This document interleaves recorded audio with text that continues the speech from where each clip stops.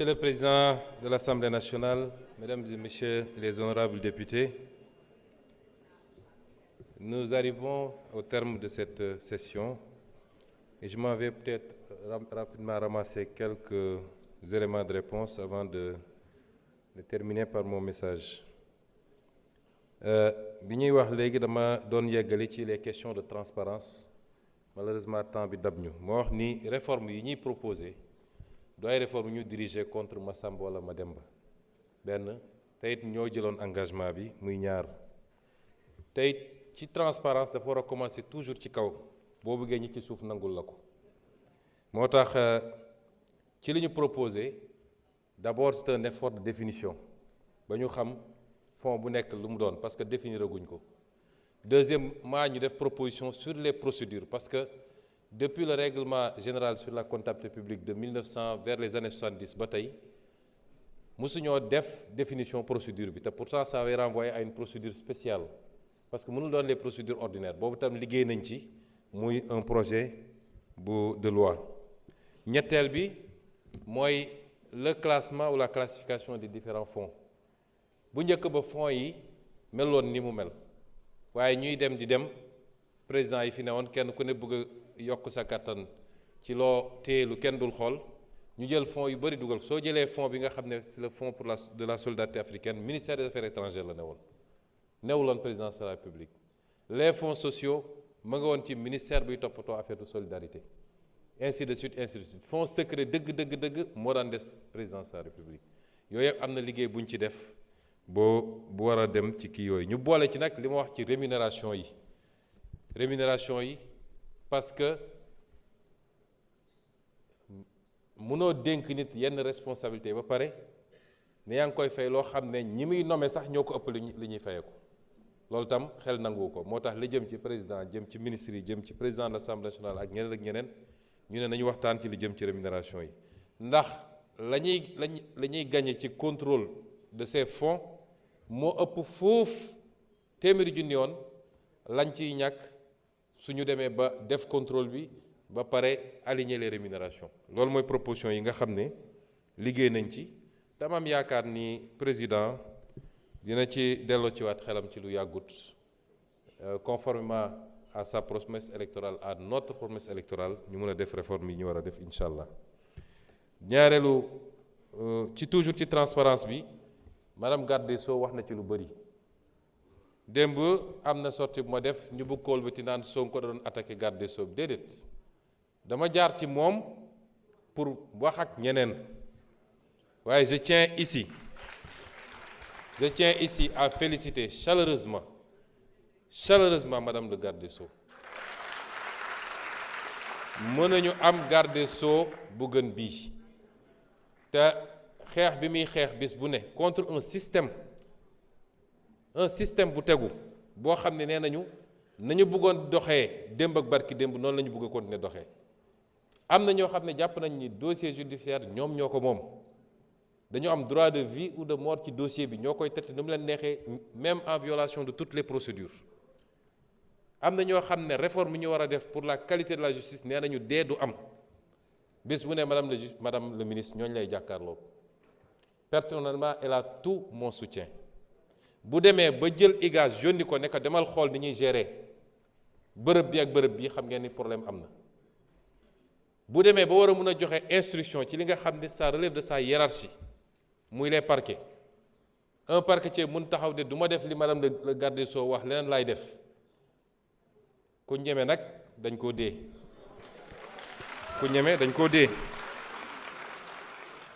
kon je tiens à lui adresser mes vives félicitations tax ko ni elle aura tout mon soutien tant que je serai à la tête de ce gouvernement pour que la justice soit réformée ci laaj bi nga xam ne laaj nañu ko ci renégociation yi ñu ngi ciy liggéey mënuma dellu ci détail parce que temps yii def nañu benn point de presse boo xam ne joxewoon nañu chiffres yu bëri kon mënu ñëwaat fii ci question improvisée peut-être pour sortir tous les chiffres ba démb renégocier nañu loo xam ne maa ko coordonné primature ak SOGEPA ak sama conseil domanial ci loo xam ne ñi fi newoon dañ ko joxe woon gratuitement mooy Dak Tower bi ngeen di dégg fii à côté waaye renégocier nañ ko ba lañ ca am ñun les niveaux yi nga xam ne moom la ñuy jox léegi état du Sénégal nga xam Sénégal amu ci woon dara bu ñu ko xaymaa mat na 15 milliards démb rek te protocole bi signé nañ ko ci loo xam ne amul coow parce que ma fàttali ni ñun ci suñu démarche la ñu privilégié mooy trouver des solutions à l'amiable avec les partenaires aller le moins possible vers les contentieux ñu ngi koy am ci lépp ci domaine minier ci domaine infrastructure yi ci domaine éducation nationale santé et cetera amul foo xam ne renégocier wuñu ay contrat yu fi nekkoon yoo xam ne fii jël nañ fi 30 milliards fii 25 milliards fii keroog bi ñuy def exposé bi je crois qu'on a donné avec tous les chiffres te liggéey boobu dinañ ko wéyal ñu ngi dugg léegi ci domaine yu mag yi gis ngeen barki démb déggoo nañu ba jëlaat nañu yaakaar teranga te jaralul Sénégal fukki dërëm am na ñu ne woon du musa ne ba ñu ne opposition ne on va renégocier dañ ne woon mënul ne waroon nañu am ngor gu mat ni bi mu amee ñu njëkk a tàccu ne bravo waroon nañ ko am te loolu secteur stratégique la ñu def option nag ne dañoo bëgg suñu compagnie nationale di Petrosen doon un développeur ni pays yu am gaz ak pétrole yëpp am des compagnies nationales yu am doole moo tax ñu ne boobu dañ koy jël dootuñu wër ay partenaires di ko jox on va l'affecter à Petrosen moom ak Gadiaga mu nga xam ne ci onshore bi la ñu organiser wu pour lever les fonds def suñu développement c'est des options souverainistes et nous les assumons ñoo ngi démarrer les discussions également ak BP particulièrement mais Cosmos ci GTA parce que it li ñu yàgg a wax rek balaa nga naan laax jaay ñun dañuy importer gaz yàlla def na tey am na lu ñuy exploiter ci gaz bokkook suñuy mbokk Mauritanie la ñu wax ñun mooy contrat bi CRPP bi en son article 15 dafa ne réew bu nekk am na sañ-sañu wax li mu soxla yépp ci gaz bi balaa ñu koy jaay bitim réew ci loolu la ñu nekk ñi ñu ko jekk sekkal nag nee nañu loolu du am waaye dina am bu soobee yàlla te ñu ngi ciy liggéey dégg ngeen li ñu liggéey ci phosphate bi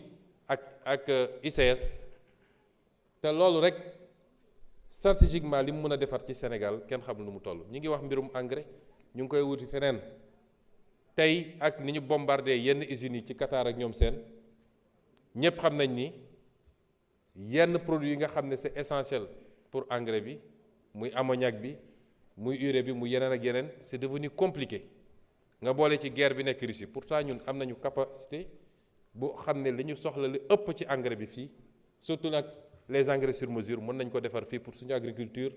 exporter l'excédent dans la sous-région te loolu moo ne woon le projet initial des ICS moo tax ñu joxoon action ay réew yu bëri Côte d'Ivoire amoon na ci action Cameroun amoon na ci action et cetera parce que dañ leen bëggoon intéressé ba lu ñu def ñu mun koo jaay ci seen marché ñoom ñu dem yàq projet boobu yépp avec une privatisation catastrophique boobu ba léegi ñu perte si bañ ko xaymaa ba xayma ëpp na 2000 milliards yoo xam ne ñàkk nañ ko fii réewu Sénégal ci privatisation boobu kon ñu ngi ci liggéey renégociation bi par la grâce de Dieu mi ngi avancé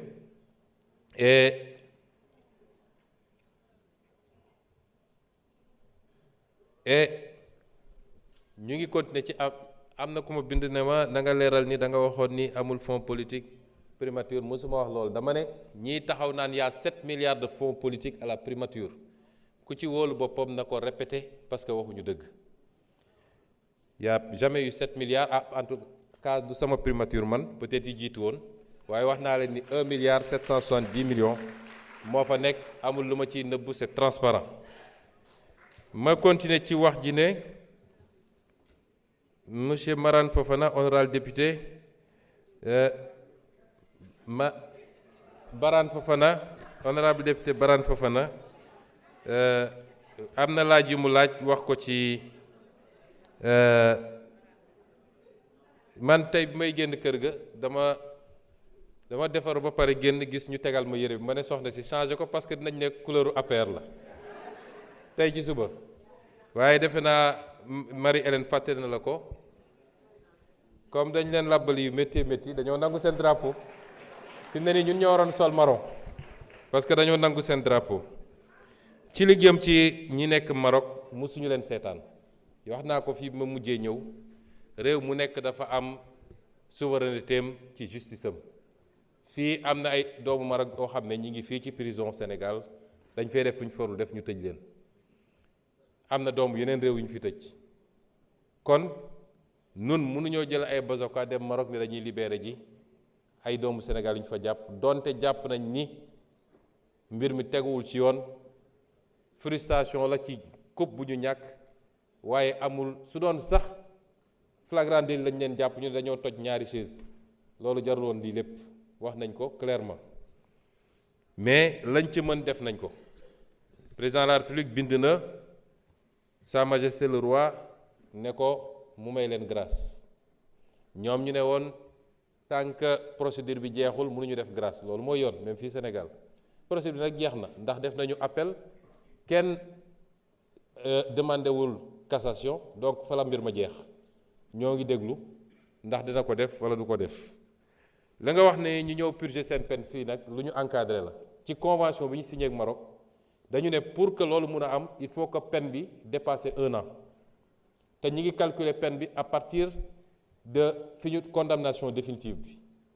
ñun les peines variaient de 3 mois à 1 an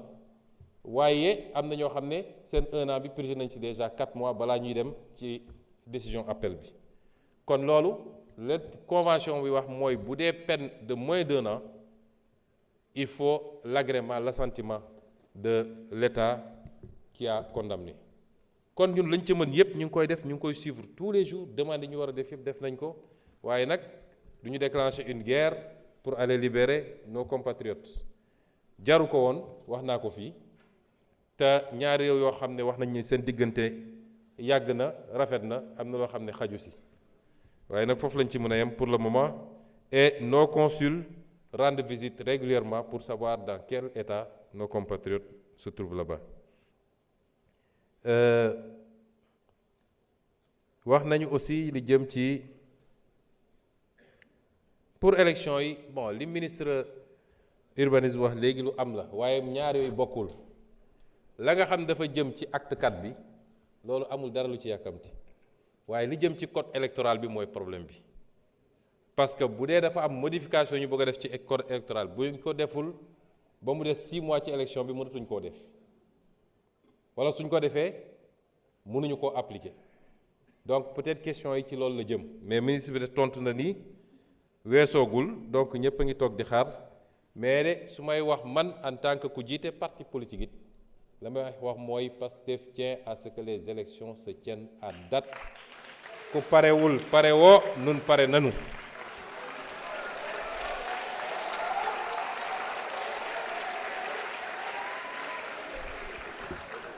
dialogue social bi tamit lañ ciy def ñëpp xam nañ ko wax dëgg yàlla maa jël portage bi à la primature parce que moi j'ai été syndicaliste xam naa luy syndicalisme wax naa ni bëri na secteur yu yëngatu kenn ëppale wu ma fay mbokk su ma nee mbokk nag ci wàllu bokk gëm-gëm ci Sénégal li mu war a nekk transport bii ñuy wax ba ñuy nekk opposition la ñu daan ànd ak ay transporteurs ñu ñuy jàppale ba yenn activités yi ñuy def sax ñoom ñoo ñu daan abal kaar ñu dem ci anam gu rafet kon ñun mënuñoo noonoo kenn tey su ñuy def effort pour bloquer les prix du carburant c'est pour dimbale aussi les transporteurs bi ñu ko wàññee c'est pour dimbale les transporteurs donte répercussion bi waroon am ci wàññi prix billets yi amul mais teewul ñu ngi continuer di leen jàppale renouvellement parc bi ak yeneen mesures yu ñu jël c'est pour la sécurité des transporteurs depuis quelque temps d'ailleurs monsieur le ministre des transports dafa mel ni accident yi wàññeeku na mënu woon toog ñaari fan te neewuñu la oto yi nu ñu leen wooyee sax Cheikhou Sarifou accident wul ñàngam personne dee na ci parce que transformation yi ñu daan def ci biir oto yi ba ci volant bi ñuy dawalee oto bi wàcc volant à gauche nga transformer ko yóbbu ko à droite wala vice versa loolu moo doon andi fragilité bi donc amul dara lu ñu def contre les transporteurs seen njëriñ ci réew mi kenn du ko naatable waaye nag réew bu ñu ko bëggee defar du rek lu waay bëgg nga bàyyi ko ci loolu dafa am la sécurité am les questions liées à loo xam ne day yóbbaale bakkanu nit yooyu yëpp il faut ñu sóoraale ko ci. Monsieur le Président mënoon naa continuer mais damay daaneel parce que 5 minutes moo ma dese di wax ni am nañu. Monsieur le Premier ministre, vous vous avez 20 minutes de plus, hein? Ah, dese naa 20 minutes. Merci. duñ ci yegg. duñu yegg ci 20 minutes yi bu soobee yàlla. wax nañu aussi ci li jëm ci visa réciprocité ak yu mel noonu. bokk na ci li ma waxoon léegi mooy xaw nañoo ragal ba ragal suñu bopp ñun sax. président Donald Trump président la réew mu am doole réew bu tudd Amérique am na sañ-sañ moom wax ci Afrique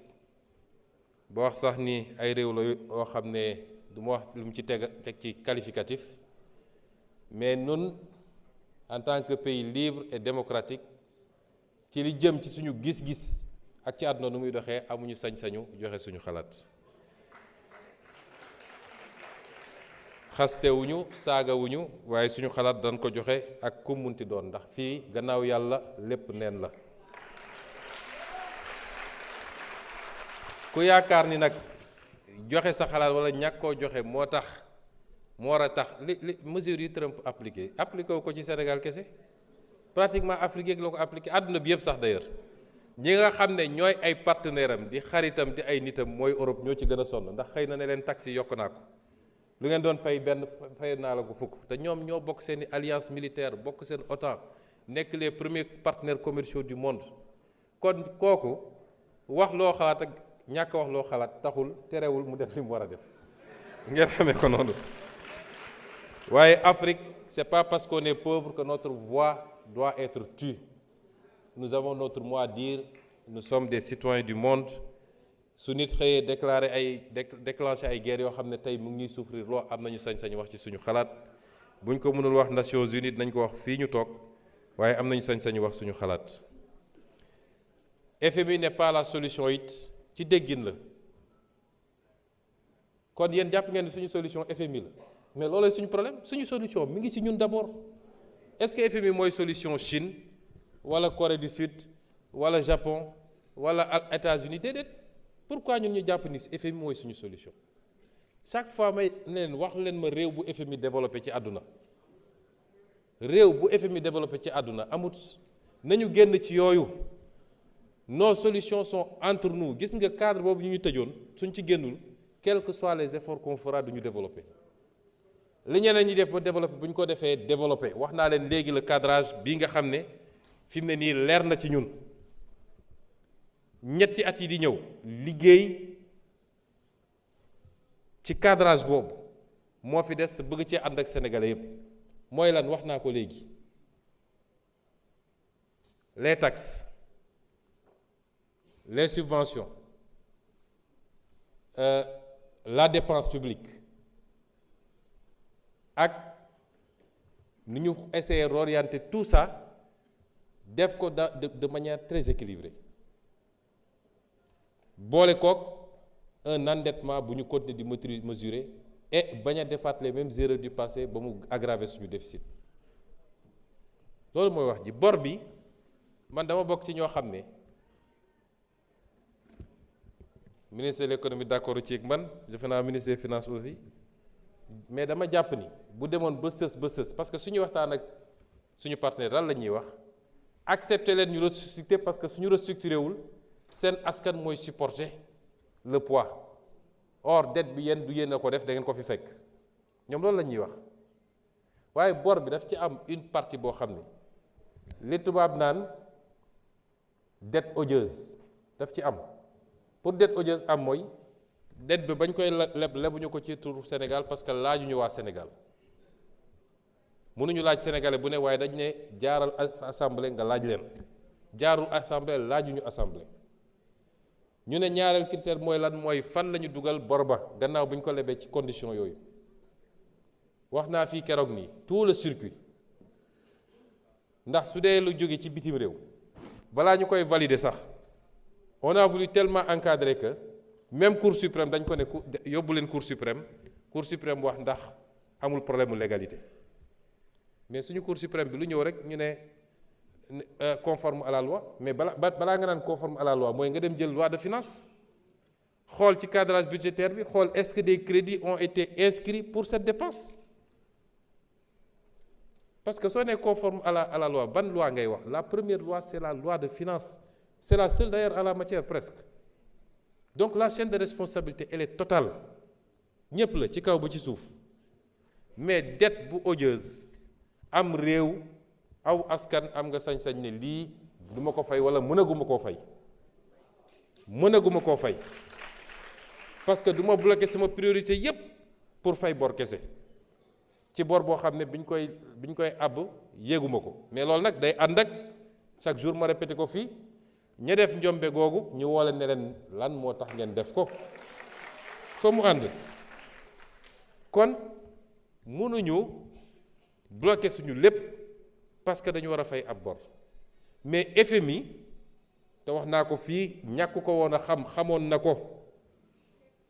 na li xew moom FMI situation nag mooy dem ñu bëgg a wut bu émissaire keroog benn économiste bu mag a mag nekk beneen organisation bi Banque mondiale daf ñu yónnee benn message ne FMI daf leen bëgg a punir parce que vous avez mis à nu son système, son incompétence et ses complicités. C'est ça le problème. moo tax coûte que coûte mu bëgg ñoo punir parce que nit nekk na situation bu gën a jafe bu Sénégal FMI defal ko programme ñu ne ko ñun programme y compris sans décaissement moo tax ma ne FMI du solution bi ma nga ci ñun d'abord am nañu des ressources naturelles nañ ko teel suñu bopp am nañu capacité mobiliser des financements intérieurs par la fiscalité kenn ku nekk na def li mu war a def ñu jël xaalis boobu yor ko ci yorin bu sell nit ñi bàyyi luubal ak randal ak jël xaalis bi di ko dugal fu mu waru dugg ñu xool les priorités du Sénégal dugal ko foofu loolu mooy la solution loo ci teg nag lu jóge feneen loolu lu ñu ciy yokk rek la bonus lay doon mais tant que ñu ngi toog jàpp ni suñu avenir yëpp mi ngi ci FMI Chine de si ñëwul ak FMI fi mu toll nii dama mës a dem benn voyage en Turquie président Erdogan ne ma man de dama xëy ne FMI ñaata laa lay amal ñu ne ma nangam ma leen tey laay tàqalikook yow dajale li ñu amoon yépp ma fay bor boobu ba léegi jëlatuma dërëm bu jóge ci FMI ñun ci loolu la ñu bëgg a jëm te suñu fekkuloon situation bi ñu fi fekk peut-être dinañ ko régler facilement kon ñun amuñu problème boobu de dire aux Sénégalais que si on croit nous-mêmes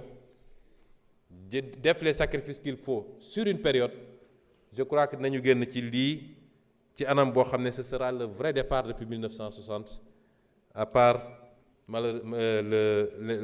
la parenthèse 1960-1962.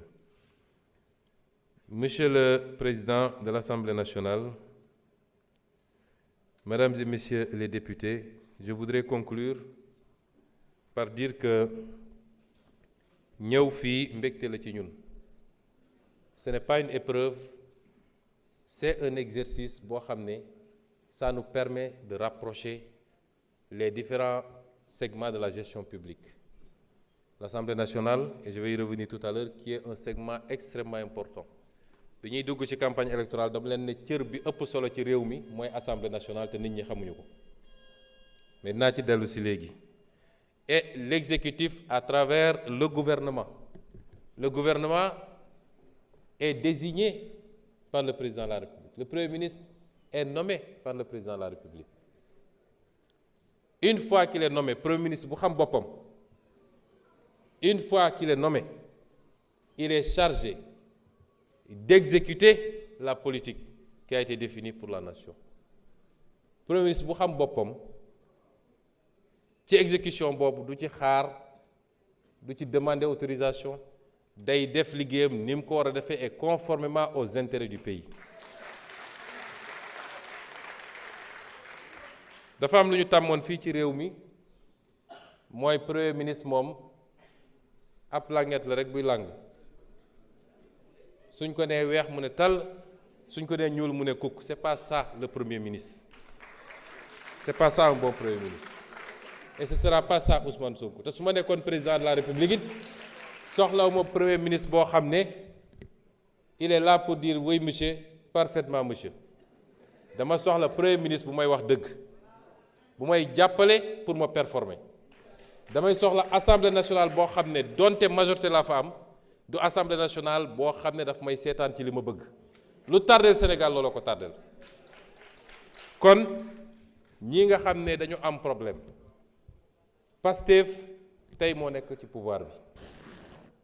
Pastef suñuy différent wax naa léegi benn ci différent boo xam ne am naa ko président de la République ci li jëm ci fonds politique yi les différends dans Pastef ne se règlent pas par des décrets d'accord maag yow rek am naa sama décret loolu c'est pas Pastef c'est pas Pastef yaruñu militant Pastef ci loolu les militants se règlent les difficultés les divergences se règlent ci ñu delloosi ko ci ëtt parti bi xool lan la ñu waxante woon suñu biir lan la ñu waxante woon ak sénégalais yi ñu ne lii mooy dëgg bi nag ku mu dal ci yow xamal ni dëgg la premier ministre nga président nga député nga c'est pas important loolu mooy Pastef kon am naa contenté respecter agenda bi ñu ciy fixé date yi toujours d'accord parti exercice bi ci exercice yu ëpp solo la dans l'exercice démocratique d'un pays dégg naa ñu ci dem ba ne sax daf koo def pour gàllankoor yeneen activité wu keneen ñooñu di ko wax ñenn ñu ne partisan président lañu mais ñoom ñi ngi affaiblir président dans un pays soxlawuñu pour président def activité il faut que premier ministre arrête respirer réew bi yaatu na li ñu war a def bëri na boo demee tournée ñu ne dafa bëgg a yàq tournée président boo defee conférence ñu ne président gi doon dajeeg FMI moo tax mu def conférence pour yàq ko boo ñëwee assemblée ñu ne non c'est pas comme ça yéen a ngi ñay wax loolu dañuy affaiblir président dañuy jox image un président qui est fébrile le président n'a pas besoin de ça premier ministre France buy dem assemblée nationale du tee président France la mu war a def ma ngi koy def ku mu war a recevoir mu recevoir ko mais vraiment am na débat yoo xam dama koy seetaan Sénégal ba si yàgg ma ne te li koy andi ñenn ñi nee nañ partisan président lañu te li ñuy woon Sénégal yëpp mooy président bi il faut ñu xàllal ko parce que mënul demal boppam image boobu la ñuy wone ña ca des nee nañu waa opposition bi lañ gis nga am na ci ñoo xam ne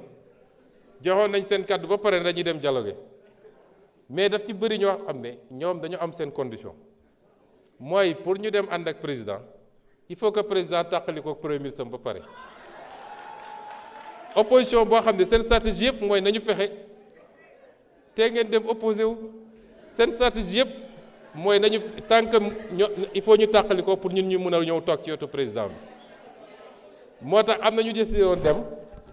mais bi ñu taxawee gis président invité ma ñu ñëw xale yi ñëw ñu reetaan rek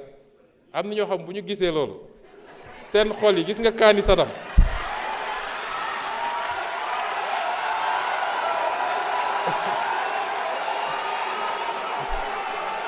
ci la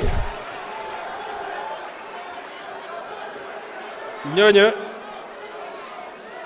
non.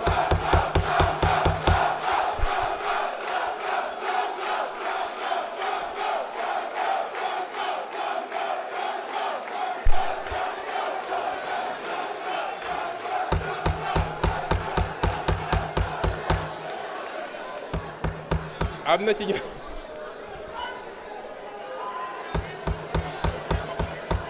s'il vous plaît may la ñu terminer en beauté aussi.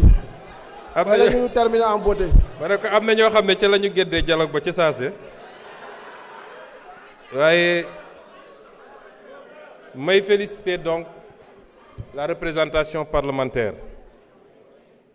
Cette législature est en train de donner à l'Assemblée nationale ses lettres de noblesse.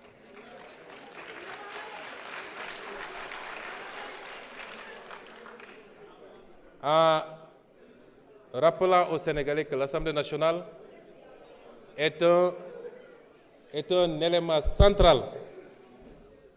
dans tout ce qui touche à la loi et quelle que soit la forme de la loi. Kuy am initiative wala prérogative ci loi assemblée moo la ko ëppale parce que nous de l'exécutif man mun naa def projet de loi président mun na def projet de loi waaye mënuñu voter projet de loi yéen rek yéen a mun a proposer mën a voter mën a def recours devant le conseil constitutionnel man mën naa proposer waaye mënumaa voter mënumaa def recours président mën na proposer mën na def recours waaye mënul voter yéen rek am ñett yi li ngeen di def ci les politiques publiques